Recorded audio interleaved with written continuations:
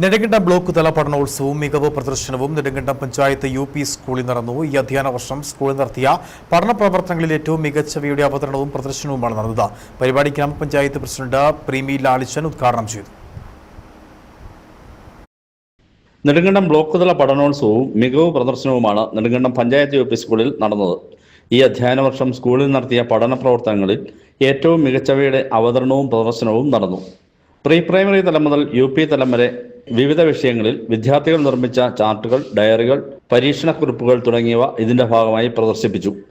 ഇതുകൂടാതെ സ്കിറ്റുകൾ, നാടകം, പ്രസംഗം തുടങ്ങിയവ അവതരിപ്പിക്കുകയും ചെയ്തു.